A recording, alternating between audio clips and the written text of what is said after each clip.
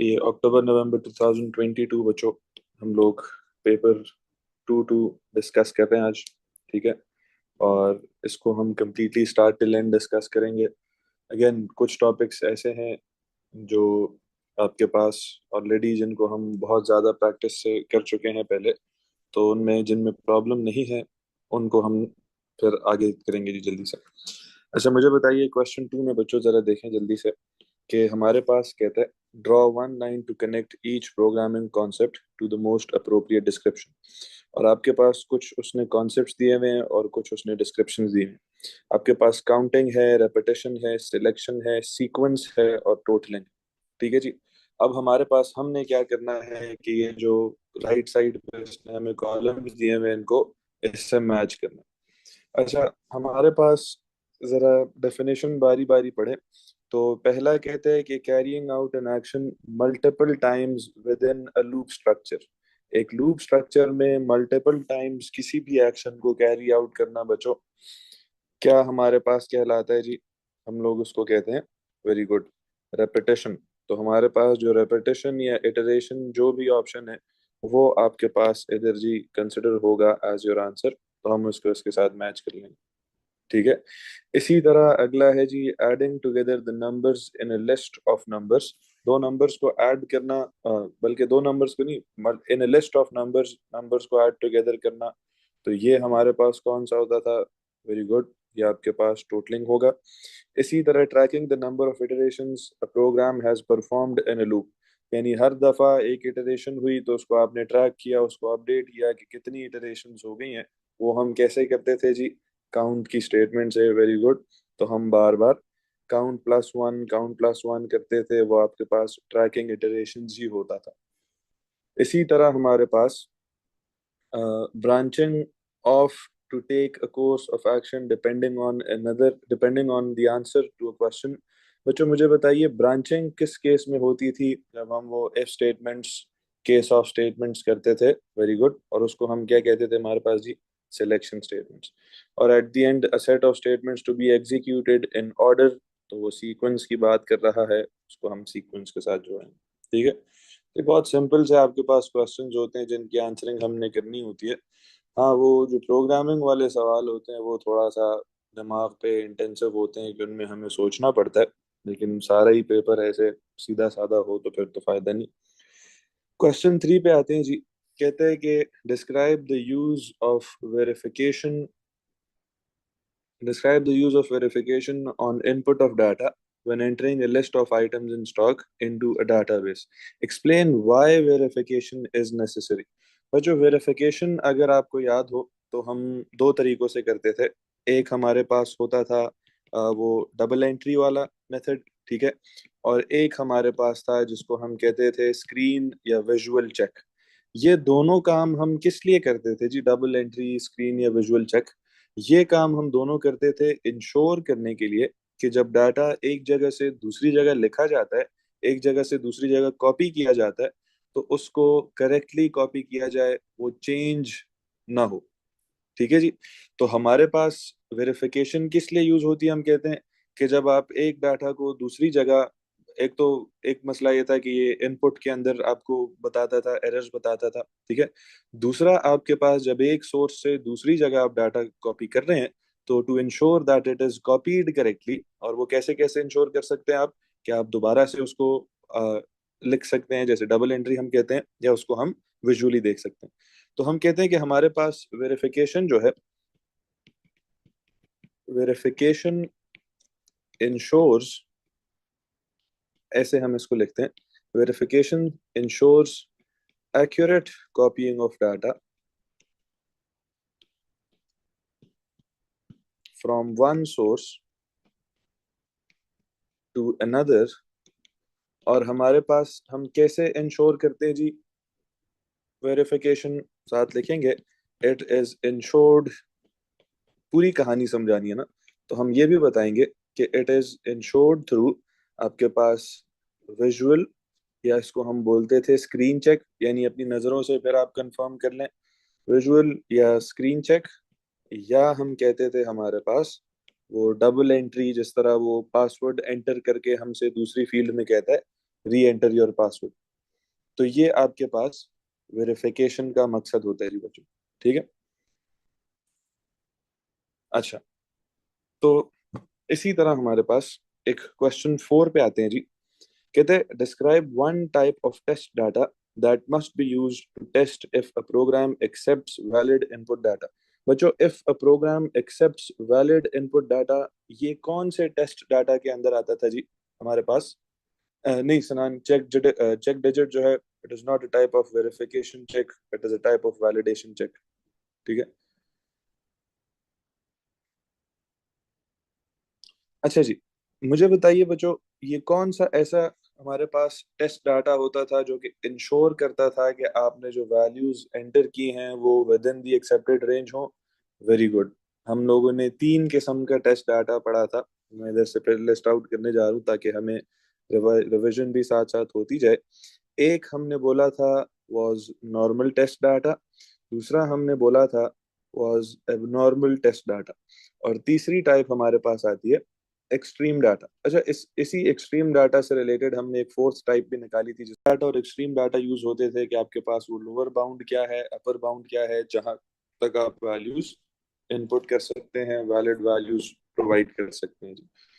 तो हमारे पास अ, उसने कहा है describe one type of data that must be used to test if a program accepts valid input. तो हमारे पास क्या होगा जी? नॉर्मल टेस्ट डाटा, हम बताएंगे normal test data includes all the values. Normal test data includes all the values that would be accepted, yeah, that are accepted by a program. तो आपके पास normal test data की values, एक आपको उसको identification करने का है कि आपके पास कौन सा डाटा जो है वो एक्सेप्टेबल वैल्यूज के अंदर आ रहा है, ठीक है जी। इसी तरह अगर अगले क्वेश्चन पे हैं, क्वेश्चन 5 पे बचो। क्वेश्चन 5 कहते हैं, आपके पास सवाल अगेन गौर से पढ़ेंगे टू आंसर इट। यहाँ तक क्लियर है सबको बच्चों? I hope. चलें, तो हमारे पास क्वेश्चन 5 अगेन बच्चों, ये इतनी लंबी कहानी इसने सवाल में दी होती है, वो हमारे पढ़ने के लिए दी होती है ताकि हम उसको अंडरस्टैंड करके फिर सिचुएशन को डील करें। सवाल इग्नोर करके नीचे आप आंसर करने में जाएंगे तो हमेशा फंसेंगे। तो बेहतर है कि पहले क्वेश्चन को बहुत गौर से पढ़ा जाए और उसको समझा जाए। कहते हैं the pseudo code should allow 500 marks to be entered into the algorithm. 500 marks आपने इनपुट करने हैं, और मुझे बताओ मार्क्स हमें पता चल गए तो लूप स्ट्रक्चर जिसको हम प्रेफर करेंगे वो कौन सा लूप स्ट्रक्चर होगा? अगर आपको पता है कि कितने मार्क्स इनपुट करने हैं, हम कहते हैं हमारे पास काउंट कंट्रोल्ड लूप्स हम इस्तेमाल करेंगे। और वो काउंट कंट्रोल लूप कौन सा था हमारे पास? वो फॉर लूप था जी। नाम इसका काउंट कंट्रोल्ड है, फॉर लूप नहीं है। अच्छा, खैर, कहते हैं कि आपके पास इफ द मार्क इज 80 और greater, it is stored in an array for higher marks. और इसी तरह if the mark is less than 80 but greater than और equal to 50, it is stored in an array for middle marks. दो arrays होगी, और the remaining marks are stored in an array for lower marks. 3 arrays हो गई हमारे पास। कहते हैं the result from the algorithm are displayed at the end, और जो रिजल्ट्स होते हैं यानी जो वैल्यूज आपने ऐड की होती हैं इन द एरेस, वो एट द एंड जी डिस्प्ले हो जाएंगी। तो हमारे पास नीचे इसने एक एल्गोरिदम दिया हुआ है, देखते हैं कि क्या ये इन रिक्वायरमेंट से पूरा उतरता है कि नहीं उतरता। आपके पास high list number of students higher marks में कितने हैं? 0, मिड लिस्ट के 0, लो लिस्ट के 0, और मार्क्स एंट्री शुरू में 0 हुई हुई है, ठीक है। एक रिपीट लूप शुरू होता है आपके पास, वो आपसे इनपुट मार्क करवाता है if mark is greater than equal to 80। Then आपके पास इनपुट मार्क हो रहा है, देखो मार्क इनपुट हो रहा है, और वो अगर वो ग्रेटर देन इक्वल टू 80 है तो वो हाई लिस्ट में जाकर वो हायर में जाकर, हायर की एक एरे है उसमें जाकर स्टोर होने। लेकिन यहाँ पे एक प्रॉब्लम बच्चों आप देख रहे होगे कि इनपुट हम मार्क में कर रहे हैं और वैल्यू असाइन हम मार्क एंट्री की कर रहे हैं। तो हमारे पास यहाँ पे प्रॉब्लम आएगा कि नहीं आएगा? इनपुट आप मार्क में कर रहे हैं, वैल्यू मार्क में स्टोर्ड है, लेकिन आप मार्क एंट्री को जाकर असाइन कर रहे हैं। तो दिस इज अ प्रॉब्लम, यानी ये एक एरर फाइंडिंग का सवाल है, ठीक है। तो हमें पहला एरर आते साथ ही मिल गया कि आपके पास ये असाइनमेंट ही गलत हो रही है, इस असाइनमेंट को ठीक होना चाहिए। खैर, सवाल नीचे पढ़ते हैं कितने एरर्स हैं, फिर उसके हिसाब से आकर एरर आइडेंटिफाई करते हैं। कहते हैं identify 4 errors in the pseudo code and suggest a correction for each error. 4 errors आपने आइडेंटिफाई करनी है और हर एरर के लिए आपने सजेशन देनी है कि करेक्ट कैसे होगी वो। तो देखो, सबसे पहली एरर तो हमने यही ढूंढ ली, तो मैं इधर आकर उसको बताऊंगा कि एरर 1 जो है मेरी, वो लाइन 9 में आई है। लाइंस का ऑर्डर मैटर नहीं करता बच्चों, आप जिस ऑर्डर में एरर्स ढूंढ रहे हैं उसी ऑर्डर में उनको आप लिख सकते हैं। तो हम कहते हैं लाइन 9 में एक एरर है, और वो क्या एरर है आपके पास, असाइनमेंट का एरर है कि वो जो हायर का एक एरे इस्तेमाल किया उसने, उसको ऐसे हाई लिस्ट का इंडेक्स दिया, लेकिन असाइनमेंट जो है वो उसको मार्क एंट्री की कर रहा है, which is a counting statement, एक वेरिएबल जो कि काउंटिंग कर रहा है। इनपुट हमने किसी और वेरिएबल में ली है जिसका नाम इज मार्क्स। तो हम लोग इसको करेक्ट कैसे करेंगे कि आपके पास एग्जैक्ट सेम लाइन आप एज इट इज लिखेंगे, बाकी सब कुछ एज इट इज होगा, लेकिन जो वैल्यू असाइन हो रही है वो उसको मार्क एंट्री की नहीं बल्कि किसकी होनी चाहिए, मार्क की होनी चाहिए। ठीक है, खैर, अच्छा आगे बढ़ते हैं कि अगर आपका वो मार्क हाई लिस्ट में आ जाए तो हम हाई लिस्ट का काउंट बढ़ा देते हैं, कैसे, हाई लिस्ट +1 कर देते हैं। ठीक है, फिर हम चेक करते हैं कि एल्स, अगर आपका mark is greater than equal to 50, ठीक है, अगर वो 80 या उससे ग्रेटर नहीं है तो वो 50 या उससे ग्रेटर होना चाहिए, और वो आपके पास ऑटोमेटिकली 50 से लेकर 79 तक चलेगा। जैसे ही मार्क 80 आएगा तो वो आपके पास इस रेंज में आना शुरू हो जाएगा और वो हायर में चला जाएगा बच्चों। तो आपने इस बात का भी ध्यान रखना। ठीक है, तो हमारे पास ये भी बिल्कुल ठीक है कि अगर mark greater than equal to 50 है, फिर क्या करो कि आपके पास मिडिल का एक एरे है, उसका इंडेक्स इज मिडिल लिस्ट, उसको मार्क असाइन कर दो। तो यहाँ पे बिल्कुल करेक्ट असाइनमेंट हुई भी। तो आप अगली लाइन से भी हिंट लेकर काम कर सकते हैं। ठीक है, इसी तरह अगली लाइन पे आते हैं कि आपके पास मिडिल को उसने, मिडिल लिस्ट वाली को उसने मार्क असाइन कर दिया, और आगे इंक्रीमेंट करना था तो मिड लिस्ट को असाइन कर रहा है वो मिड लिस्ट ही। हाँ, ये देखो, ये गलती है। ऊपर देखो, ऊपर उसने हाई लिस्ट को इंक्रीमेंट किया, लेकिन यहाँ पर उसने मिड लिस्ट को इंक्रीमेंट नहीं किया। तो हमारे पास एक और एरर क्या है कि मिसिंग, वेरी गुड, मिसिंग आपके पास लाइन 15 के अंदर इंक्रीमेंट जो हो रहा है वो नहीं हो रहा। तो हमारे पास, हम इधर आकर एरर आइडेंटिफाई करेंगे कि लाइन 15 में है बच्चों, ऐसे। और वो पूरा एरर क्या है मैं वो भी बताऊंगा कि मेरे पास उसने मिड लिस्ट को इंक्रीमेंट नहीं किया हुआ, तो मेरे पास उसने सिर्फ ऐसे किया हुआ है कि मिड लिस्ट को मिड लिस्ट ही वापस असाइन किया, लेकिन आई वांट कि इसका इंक्रीमेंट हो हर दफा। तो हमारे पास इसको, मिड लिस्ट को हम अपडेट करेंगे कैसे जी, हम इसको मिड लिस्ट +1 करेंगे ताकि वो अगले इंडेक्स पे चलता जाए। ठीक है, ताकि अगली दफा कोई मिड मार्क्स आए तो वो अगले इंडेक्स पे स्टोर हो। खैर, कंटिन्यू करते हैं अपने प्रोग्राम को। लाइन 16 कहती है कि अच्छा वो मार्क्स भी नहीं रहे तो जरा 50 से भी लेसर हैं अगर मार्क्स, तो एल्स स्टेटमेंट पे आओ और लोअर के एरे को मार्क्स असाइन करो। लेकिन लोअर के एरे के लिए तो इंडेक्स का नाम ऊपर क्या रखा था जी, हाई के लिए देखो हाई लिस्ट था, मिड के लिए देखो मिड लिस्ट था, लोअर के लिए भी हाई लिस्ट होगा बच्चों। क्या ये बात थोड़ी सी वियर्ड नहीं लग रही है आपको कि लोअर के लिए भी इंडेक्स हाई लिस्ट ही इस्तेमाल कर रहा है वो? तो हमारे पास लोअर के लिए इंडेक्स कौन से जी, ये देखिए, ये है हमारे पास लो लिस्ट। ठीक है, तो आप एक लाइन 17 में भी हमारे पास एरर निकला है, तो लाइन नंबर 17 में मेंशन करूंगा। और उसका जो एरर है वो मेरे पास क्या है कि जो लोअर का एरे है, इसके इंडेक्स को तो उसने बिल्कुल ठीक किया कि आइडेंटिफाई किया, लेकिन गलत इंडेक्स आइडेंटिफाई किया। ये हाई लिस्ट का इंडेक्स इज यूज्ड फॉर वो हायर मार्क्स स्टोर करने के लिए। जो लोअर का इंडेक्स है उसमें लोअर मार्क्स आएंगे। तो हमारे पास, हमने इसको लोअर के एरे को जो इंडेक्स देना है, दैट इज लो लिस्ट का इंडेक्स, जो कि ऊपर उसने आइडेंटिफाई किया हुआ शुरू में। तो ये मेरे पास ऐसे हो गए। अभी तक आई होप समझ आ रही है ये सब बातें। इसी तरह लाइन 18 बच्चों, ठीक है, एंड ऑफ हो रहा है। लाइन 19, हमारे पास लाइन 18 जो है वो इंक्रीमेंट था, लाइन 19 एंड ऑफ हो रहा है, लाइन 20 एंड ऑफ हो रहा है, आउटर इफ एंड ऑफ कर रहा है। इसी तरह 21 पे मार्क्स एंट्री को अपडेट कर रहा है बाय मार्क्स एंट्री, एंट्री +1, यानी एक और मार्क्स एंटर हो गया आपके पास। और कहते हैं कि आपने नेक्स्ट मार्क्स एंट्री पे आना है, और आपके पास, ओ ये देखो, लूप स्टार्ट कैसे हुआ था जी? रिपीट से स्टार्ट हुआ था, ये स्नीकी होने की कोशिश कर रहा है। और आपके पास लूप एंड कैसे कर रहा है? वो नेक्स्ट मार्क एंट्री से कर रहा है। समझ आई? तो आपके पास जब लूप, एक फॉर लूप स्टार्ट हुआ ही नहीं, तो वो उसको नेक्स्ट क्यों कर रहा है? यहाँ पर तो आपके पास क्या आना चाहिए? यहाँ पर आपके पास वो अनटिल स्टेटमेंट आना चाहिए। ठीक है? तो हमारे पास 22 लाइन जो है, it is an erroneous line.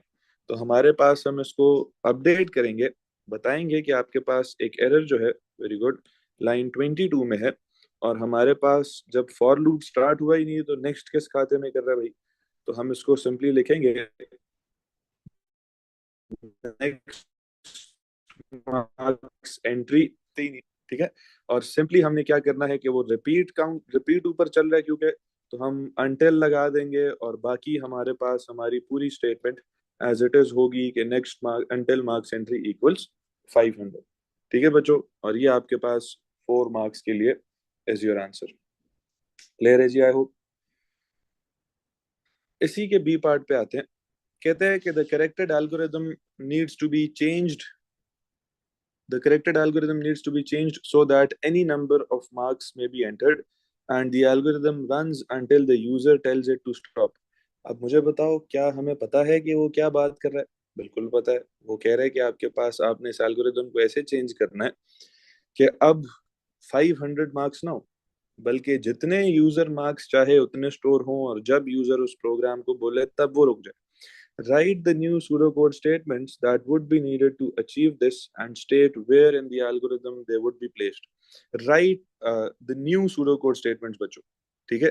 तो हमारे पास नई pseudocode statements क्या हो सकती हैं? देखो, हमें अब की बार नहीं पता कि हमारे पास कितने मार्क्स इनपुट होने हैं। तो ठीक है, रिपीट लूप बिल्कुल ठीक यूज हुआ है, लेकिन हमारे पास अब हमें ये नहीं पता कि कितने मार्क्स इनपुट होने हैं, तो हम वो काउंट पे बेस्ड नहीं काम कर सकते।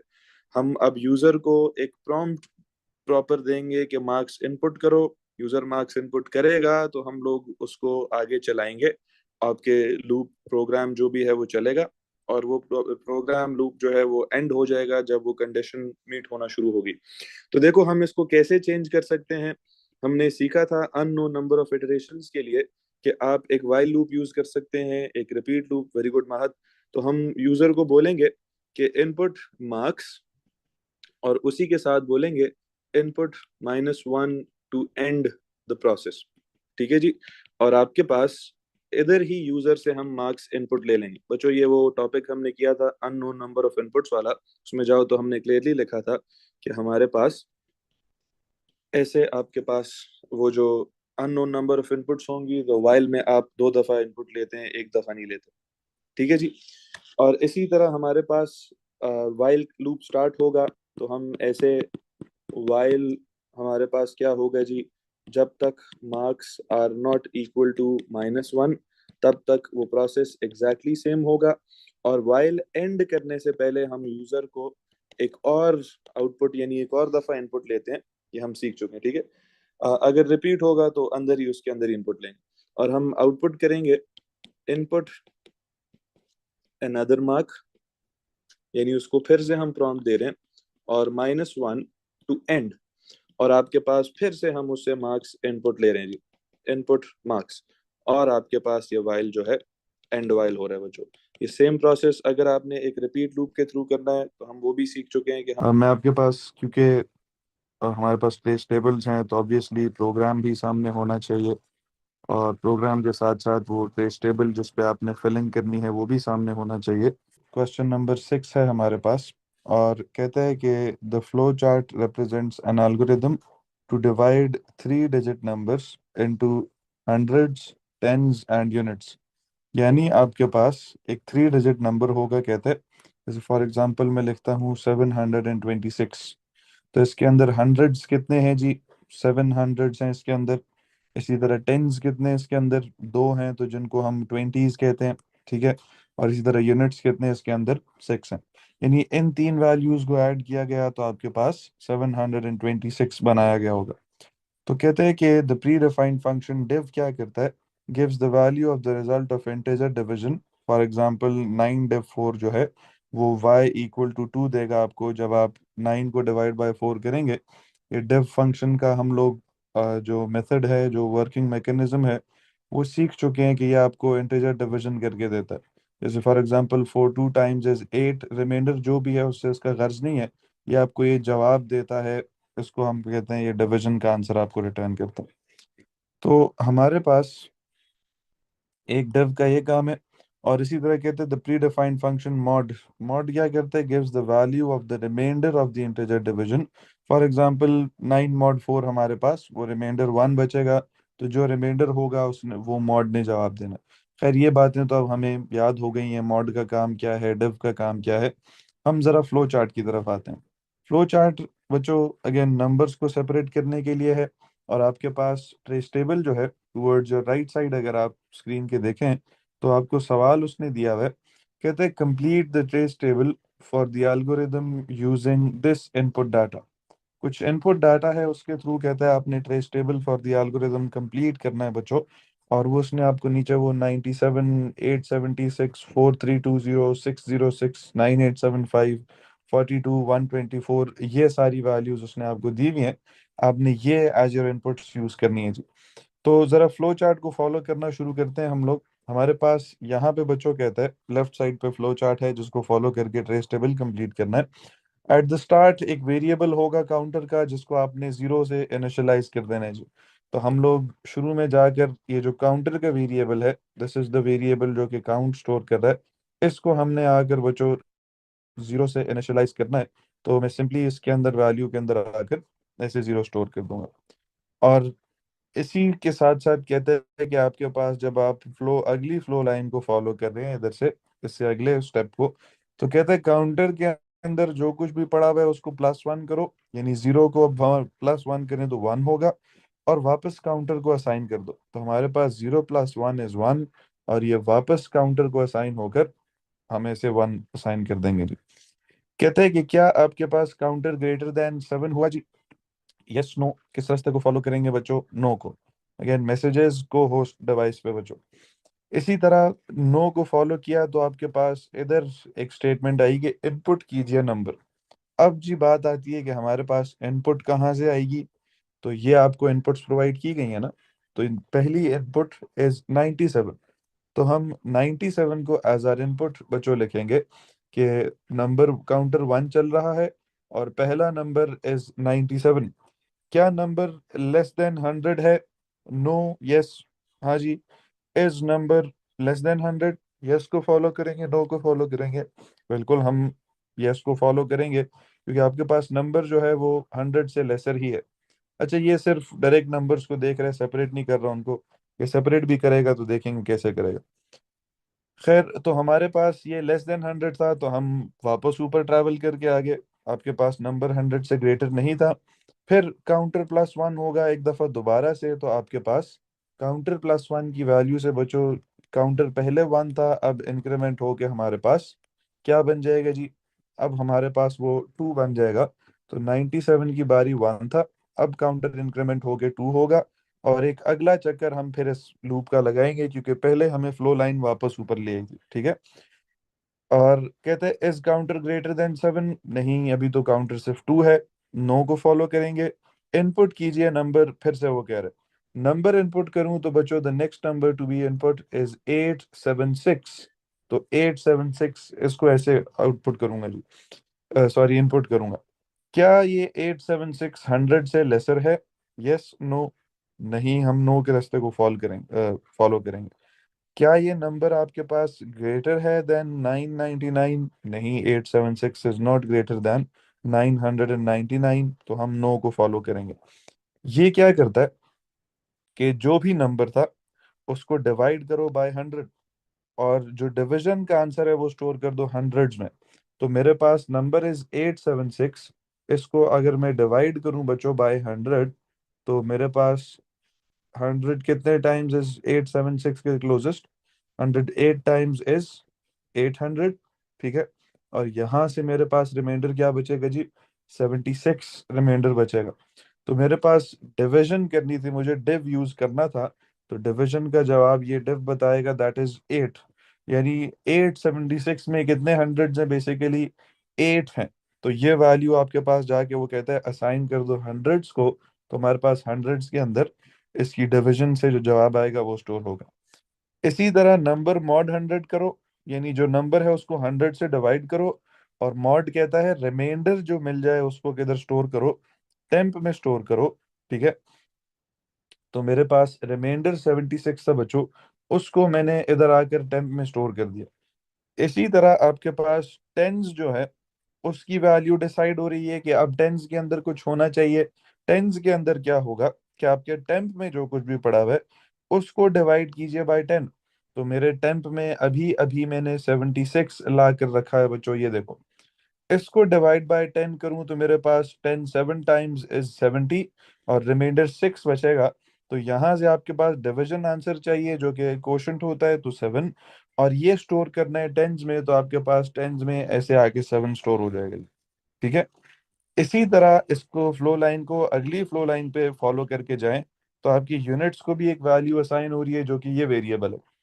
और यूनिट्स को क्या असाइन होगा, जो भी नंबर है आपके पास उसको मॉड किया जाए विद 10। तो नंबर वाज 876, हमारे पास इसको मॉड किया जाए बाय 10, तो मेरे पास ये 10 8 टाइम्स इज 80। ठीक है, यहाँ से 7 बचेगा, 6 उतरेगा, 10 7 टाइम्स इज 70 मेरे पास। और यहाँ से हमारे पास वो एट द एंड 6 रिमाइंडर बचेगा। तो ये जो रिमाइंडर बचा है नंबर को 10 से डिवाइड करने के बाद ये यूनिट्स में स्टोर हो जाएगा। तो यूनिट्स में हम ऐसे 6 स्टोर करेंगे। ठीक है जी, तो आपके पास वो 8 7 6 ये तीन चीजें स्टोर हुई कि 876 में हंड्रेड्स कितने हैं, 8 हैं। टेंस कितने हैं, 7 हैं। तभी दे मेक अप 70। और यूनिट्स कितने हैं, 6 हैं। अगली फ्लो लाइन को बच्चों हम फॉलो करेंगे, और ये हमें एक मैसेज स्क्रीन पे आउटपुट करवाएगा कि आपने स्क्रीन पे एज इट इज लिखना है हंड्रेड्स, क्योंकि डबल इन्वर्टेड कॉमास में है। तो स्क्रीन पे हम एज इट इज लिखेंगे ऐसे हंड्रेड्स, और साथ ये कोलन भी लिखेंगे।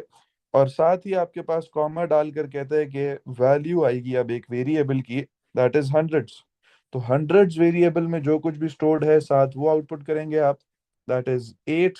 ठीक है, इसी तरह एक दूसरा मैसेज उसके साथ उसने ज्वाइन किया हुआ है कि फिर से मैसेज शुरू होगा कि आपके पास थोड़ा सा गैप दे के आप लिखेंगे टेंस, और फिर उसने साथ वेरिएबल टेंस लिखा हुआ है, यानी जो भी value of the variable tens, तो वो हमारे पास इधर 7 आई है। इसी तरह थोड़ा गैप देंगे और आपके पास वैल्यू लिखेंगे, स्क्रीन पे मैसेज लिखेंगे यूनिट्स, क्योंकि वो डबल इन्वर्टेड कॉमर्स में है। और साथ ही उसने आपको बोला है कि value of the variable units भी, तो वो आपके पास 6 है। तो इधर से वो पूरा मैसेज आउटपुट होगा कि हंड्रेड्स कितने हैं, टेंस कितने हैं, और यूनिट्स कितने हैं। ठीक है, डिवीजन की वर्किंग नहीं, it is not important to show the division की वर्किंग शाहजेब। आप अगर डायरेक्टली कर सकते हैं तो डायरेक्ट भी इट्स फाइन। ठीक है, नहीं अब्दुल्ला कॉमा नहीं लिखना, क्योंकि सिर्फ जो डबल इन्वर्टेड कॉमर्स के अंदर वैल्यू आती है उसको लिखते हैं डायरेक्ट एज इट इज, उसके अलावा किसी वैल्यू को एज इट इज नहीं लिखते हम। ये कॉमास उसने यूज किए हैं वो एंड की जगह, जब हम एंड यूज करते हैं ना, वो ऐड करने, वो स्ट्रिंग्स के साथ बाकी वैल्यूज या वेरिएबल्स को जोड़ने के लिए, तो ये कॉमा इसने उस काम के लिए यूज किया। ठीक है, तो कॉमा हमने नहीं लिखना। अच्छा बच्चों, जब आउटपुट हो गई वैल्यू, तो नीचे से हम एक दफा और दोबारा से क्या करेंगे, उस पूरे के पूरे फ्लो लाइन को फॉलो करेंगे और उठकर ऊपर स्टार्ट में फिर से आ जाएंगे। और यहाँ से हमारे पास ये लूप जो है हमारा, इधर से हमें फ्लो चार्ट वापस लेकर आएगा, यहाँ से ऐसे, और फिर से इधर विल एंड अप हियर। ठीक है, इसी तरह हमारे पास दोबारा से हम रिपीट करेंगे। ठीक है, और दोबारा से अब नेक्स्ट टाइम जो काउंटर है वो हमारे पास बच्चों +1 होकर पहले 2 था, अब 3 हो जाएगा जी। इसी तरह ये चेक करेगा, दोबारा आगे फॉलो करोगे क्या काउंटर 7 से ग्रेटर हुआ, नहीं, हम नो को फॉलो करेंगे। इनपुट नंबर करें जी, next number two input is 4320, तो हम 4320 को इनपुट कर देंगे जी। इनपुट नंबर के बाद कहता है आप आगे फॉलो करें क्या नंबर 100 से लेस है, नहीं जी, 4320 100 से लेस नहीं। नो को फॉलो करेंगे। Is number greater than 999, yes it is greater then 999, तो ये कहता है इधर लूप से बाहर आओ और वापस ऊपर चले जाओ थ्रू द फ्लो लाइन।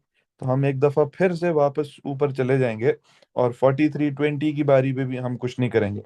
अगली दफा फिर से ऊपर हम जब आ गए तो उसने कहा काउंटर को फिर से इंक्रीमेंट कर दो। तो हम काउंटर को 3 से इंक्रीमेंट करके 4 करेंगे और वापस उसी के अंदर स्टोर कर देंगे। आई होप अभी तक समझ आ रही है बच्चों सब कुछ आपको। को होस्ट डिवाइस पे मैसेज करना है मुझे, होस्ट डिवाइस पे मैसेजेस आपके नहीं दिखेंगे जी। अच्छा, आगे चलते हैं, देखते हैं क्या काउंटर 7 से ग्रेटर हुआ। नहीं जी, 4 इज नॉट ग्रेटर देन 7। तो हम नो को फॉलो करेंगे। फिर से हमसे नंबर इनपुट करवाएगा। तो this time around the number is 606, तो हम 606 ऐसे लिखेंगे बच्चों। क्या नंबर 100 से लेसर है? नहीं, नो को फॉलो करो। क्या नंबर 999 से ग्रेटर है? नहीं, नो को फॉलो करो। हंड्रेड्स के वेरिएबल में नई वैल्यू आएगी। वो कैसे आएगी कि जो भी नंबर अभी आपने लिखा उसको डिवाइड कीजिए बाय 100। तो मेरे पास नंबर था 606, उसको डिवाइड करूंगा 100 से, तो 106 टाइम्स इज 600, रिमाइंडर 6 बचेगा। तो डिवीजन जो है, हमें इसका आंसर चाहिए, तो वो आपने स्टोर करना है वेरिएबल 100 में बच्चों। तो हमारे पास हंड्रेड्स में अब की बार ऐसे राइट पे जाके लिखूंगा 6 स्टोर हो जाएगा। ठीक है। इसी तरह कहते हैं टेम्प वेरिएबल में क्या स्टोर करो, नंबर को मॉड किया जाए 100 के साथ, यानी जो रिमाइंडर है वो टेंस में आप स्टोर कर दें। तो आपके पास यहाँ से हमारे पास टेंस स्टोर कर टेम्प स्टोर करेगा, सॉरी, नंबर मॉड 100। तो हमारे पास इधर से जी टेम्प के अंदर 6 आ जाएगा। ठीक है, क्योंकि जब इसका मॉड किया जाएगा विद 100 तो आपके पास एट द एंड 6 ही बचेगा। 606 में से 106 टाइम्स वो 600, और रिमाइंडर आपके पास 6 बच गया जी। अच्छा, टेंस के साथ आपको कहता है कि एक वैल्यू स्टोर होगी टेंस की। वो कैसे होगी कि टेम्प के अंदर जो कुछ भी पड़ा हुआ है उसको डिवाइड करो बाय 10। तो मेरे पास टेम्प के अंदर 6 पड़ा हुआ है, उसको डिवाइड करता हूँ बाय 10। 10 कितने टाइम्स इज 6 या क्लोजेस्ट जी? 0 टाइम्स इज 0, और यहाँ से रिमाइंडर 6 आएगा। तो हमारे पास ये तो सिर्फ 0 टाइम्स था, डिवीजन की उसने बात की, और 606 में टेंस कितने, 0 ही नजर आ रहे हैं। तो हमारे पास टेंस की जगह पे हम ऐसे 0 आके लिख देंगे। और एट द एंड यूनिट्स में आपने स्टोर करना है। जब उस नंबर को 10 से डिवाइड किया तो रिमाइंडर क्या आया था, 6 आया था। ये यूनिट्स में आपने स्टोर कर देना जाके। और एक दफा फिर से जब आप अपना आउटपुट लिखेंगे कि हंड्रेड्स फिर कोलन उसकी वैल्यू, फिर टेंस कोलन उसकी वैल्यू, तो आप उसी फॉर्मेट को जो उसने बताया हुआ है फॉलो करेंगे। ये हंड्रेड्स और कोलन देखो, ये डबल इन्वर्टेड कॉमास में इतनी सी ही वैल्यू है। फिर इसके बाद वैल्यू होनी चाहिए ऑफ द वेरिएबल हंड्रेड्स, तो इस केस में हमारे पास वो 6 थी। इसी तरह थोड़ी स्पेस देकर टेंस की वैल्यू, दैट वाज 0। और इसी तरह मेरे पास थोड़ी स्पेस देकर आगे नहीं है तो मैं नीचे लिखूंगा यूनिट्स की वैल्यू, दैट वाज 6। ठीक है। नहीं उमर, कोलन लिखना है क्योंकि कोलन आपके पास डबल इन्वर्टेड कॉमास के अंदर लिखा हुआ है, तो वो आपके आउटपुट का हिस्सा है। अच्छा जी, अब यहाँ से ये आउटपुट करके हम लोग फिर से बच्चों वापस ऊपर की तरफ through the help of this flow lines वापस ऊपर ट्रैवल करके हम जाएंगे इस फ्लो चार्ट में। और यहाँ से हम लोग दोबारा से आउटपुट से निकलकर एक ही रास्ता आगे जाने का यहाँ पे हम आ जाएंगे। फिर से आपके पास काउंट जो है वो काउंट प्लस 1 कह रहे हैं, यानी काउंट इंक्रीमेंट करो। तो दिस टाइम अराउंड 4 + 1 इज 5, और वो आपके पास ऐसे आ जाएगा। अब आपके पास दोबारा से देखता है कि क्या काउंट जो है वो ग्रेटर देन 7 हुआ बच्चों। नहीं हुआ तो हम नो को फॉलो करेंगे। इनपुट नंबर फिर से करो, तो अब अगला नंबर that is to be input आपके पास वो क्या है जी? 9875। तो हम नेक्स्ट टाइम ऐसे 9875 को आकर इनपुट कर देंगे जी। क्या ये नंबर 100 से लेसर है बच्चों? नहीं, दोनों को फॉलो करेंगे। क्या ये नंबर 999 से ग्रेटर है? Yes, 9875 is absolutely greater. तो हम यस को फॉलो करेंगे तो वो आपको फिर से वापस ऊपर ले आएगा। ठीक है जी। अब जब यस आपको फिर से वापस ऊपर लेके आएगा तो आप एक अगली रेपिटेशन में आ जाएंगे, और दोबारा से काउंट आपको इंक्रीमेंट करना पड़ेगा बाय 1 बच्चों। काउंट हम फिर से इंक्रीमेंट करेंगे तो हमारे पास 6 बन जाएगा ये। ठीक है। और ये फिर चेक करेगा क्या ये काउंटर 7 से ग्रेटर है। नहीं हुआ तो भी हम फिर नो को फॉलो करेंगे। और फिर से हमसे कहते हैं एक नंबर फिर से इनपुट करो। तो वो एक नंबर हम फिर से जो इनपुट करेंगे this time around it will be 42। 9875 के बाद वही आता है, तो 42 इनपुट हुआ बच्चों। क्या ये नंबर 100 से लेस था? यस को फॉलो करें तो यस कहता है। वापस ऊपर चले जाएं फिर आप, ठीक है, आप वापस ऊपर आएंगे तो फिर काउंट इंक्रीमेंट होगा। तो हमारे पास ये प्रोसेस एक दफा फिर से रिपीट होगा कि काउंटर +1 कर दो। तो काउंटर +1 7 हो जाएगा। एंड क्या काउंटर ग्रेटर हुआ 7 से? नहीं, 7 की इक्वल हुआ है। तो नो को फॉलो करेंगे। इनपुट नंबर मांग रहा है, 124 इज द नेक्स्ट इनपुट। इसको इनपुट करेंगे बच्चों ऐसे। और हमारे पास क्या ये 100 से लेसर है? नो। क्या ये नंबर 999 से ग्रेटर है? नो। तो आपने फिर क्या करना है, हंड्रेड्स को एक वैल्यू असाइन करनी है। वो हंड्रेड्स को वैल्यू क्या असाइन करेंगे आप, कि जो भी नंबर है उसको आप डिवाइड करें बाय 100। तो मेरे पास नंबर डिवाइड बाय 100 अगर मैं करूं तो मेरे पास कुछ ऐसे वैल्यू आनी चाहिए। नंबर इज 124, इसको डिवाइड बाय 100 करूं तो 101 टाइम्स 100 मेरे पास आएगा।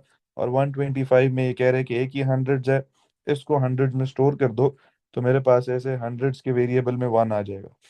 इसी तरह टेम्प के अंदर क्या स्टोर होगा, जो भी नंबर था उसको मॉड करो बाय 100। तो इधर से ही रिमाइंडर अगर मैं देखूं 24 आएगा, ये 24 जो है ये टेम्प में जाके स्टोर हो जाएगा।